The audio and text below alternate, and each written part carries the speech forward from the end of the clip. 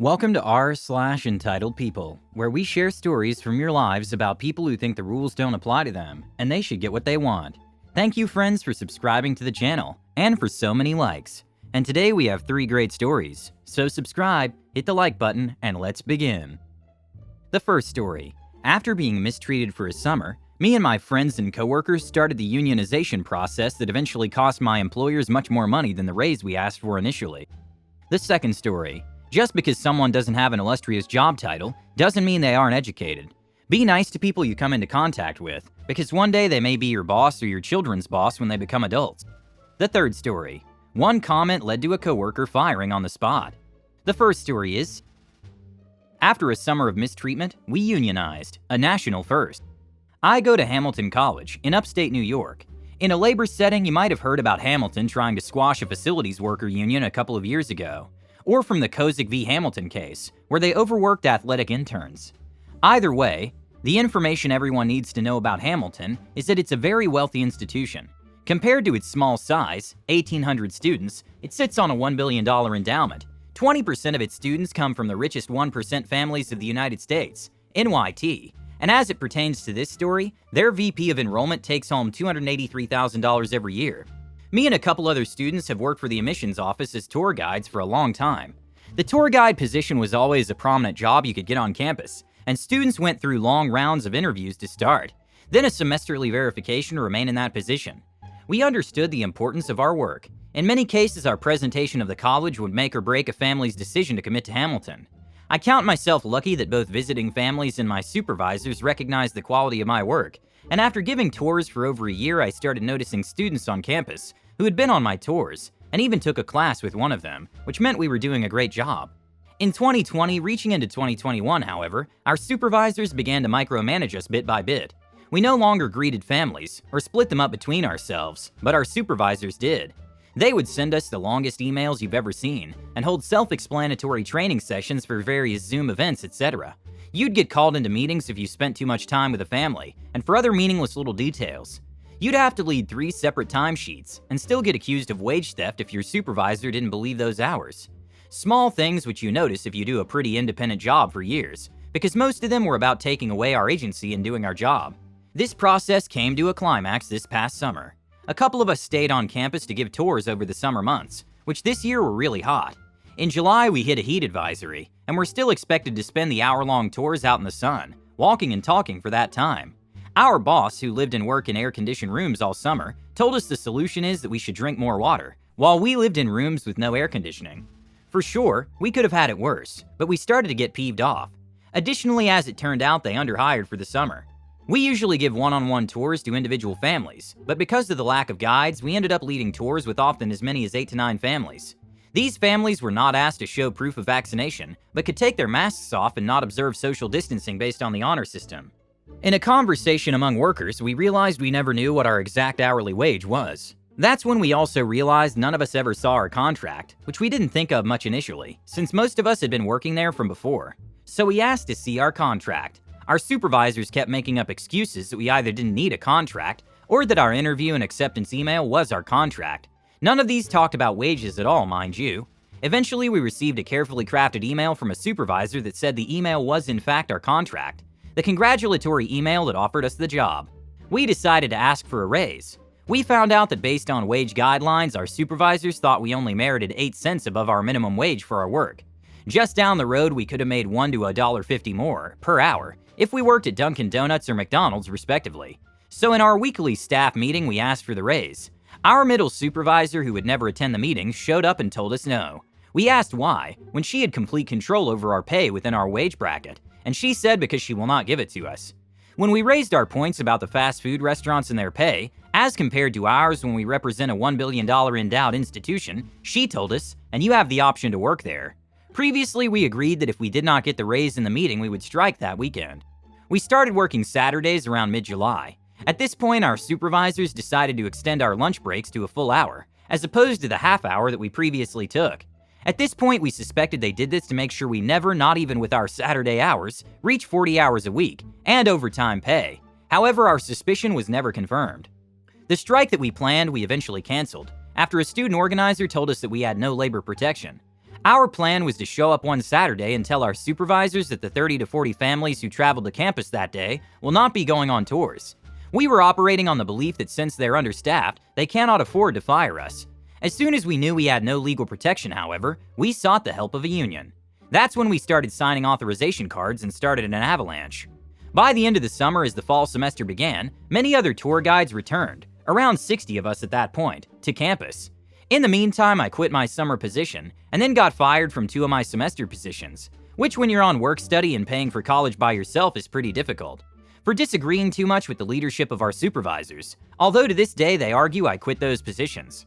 Organizing for the union at that point was in full effect, relying on a team of 6 to 7 students and 3 to 4 local organizers. In September, we submitted the petition for a union election. The college at that point hired Bond, Schoeneck & King, a law firm that specializes in anti-union rhetoric and tactics, and the firm they relied on when they were fighting the custodians and facility workers a couple years ago. All of a sudden, high-ranking officials in HR and admissions began having open office hours to discuss why a union is not needed for college students. Their communications and press releases tried to discredit unionization efforts, and in a classist way, tried to smear the union for mostly representing grocery store and food service workers, and how that was unbecoming of Hamilton students. Another large argument the college made was that union dues would actually leave us poorer, and with a smaller wage than before. The college achieved what they wanted, and many students in the bargaining unit turned against each other. Interestingly, however, most low-income students supported the unionization effort, while the opposing voices were of students whose families owned multi-million-dollar summer homes and the such. The weeks leading up to the election day were filled with anxiety for many of us. I was trying to claim that I was still an employee and they fired me, which they tried to brush off as me taking another job on campus, which I've had for years simultaneously, and quitting. Many other organizers were scared that we would experience backlash for our activities, and open support of the union. We were pinned against our friends, which probably hurt the most. The union vote passed 25 to 20. It was a tighter victory than what we had anticipated, but turns out our bosses fully believed the vote would fail. Our boss later on went on to say, "I trusted students to use common sense, but I think the emotion of it got to them, and this was an emotional vote. Students will vote with emotion instead of rational thinking," which angered many other students on campus who previously did not pay close attention to the unionization news. About a month after the union's passage, another 2 unions have filed to vote at Hamilton. Now over 80 students who work as DEI ambassadors and as residential advisors are seeking representation through a union, and it seems that the union-busting law firm will have to remain at work at Hamilton. I find this aspect the most fascinating of all that happened. Hamilton College would rather pay a law firm to squash labor rights efforts than pay their students a couple cents more every hour. It appears that whatever money or status quo they tried to preserve over the summer is long gone. The money now sits in the pockets of anti-union lawyers, and the status quo is this. Hamilton College students became the first undergraduate students to unionize in the nation, after the ban on undergraduate union efforts was lifted by the new president administration. We were soon joined by unionization efforts at Kenyon, a college whose organization inspired us and encouraged us in our own efforts and journey. As I mentioned, Hamilton now has to deal with 2 more union elections, after they already showed us what they're capable of. The second story is, go to college or you'll end up like him. A little backstory of me that'll come in handy later. After I graduated college, I went back home in search of a job, since my 2 internships failed to materialize, since they weren't typical internships. I coached college hockey 2 years for my internship. I picked up the first job I could at the beginning of the summer to make some money to save for when I found a big boy job, and possibly had to move. I started working at a very high-end resort in overnight housekeeping. I had 3 degrees from college and even made the dean's list most semesters, but here I am working as a lowly housekeeping attendant. After about 3 months of doing this work, I was approached by the front desk manager, who had seen me out and about being overly friendly to everyone, and always having a smile on my face. I was a pretty average employee, not exceptional but not the worst. The night auditor was leaving and they needed someone to take his place. I accepted his offer and transferred to the front desk after giving housekeeping my 2 weeks' notice.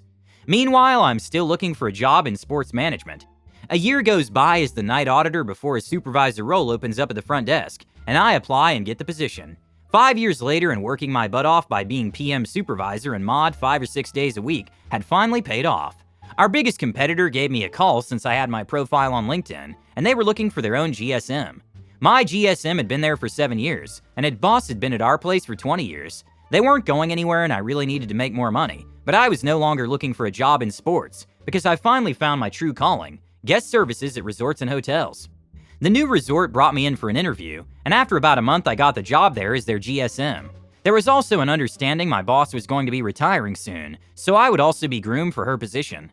Fast forward 1 year and I'm now the director of guest services of a huge multi-billion-dollar resort. I started off my hospitality career by scrubbing SHers at 3 a.m. because you have to start somewhere to get where you want to go.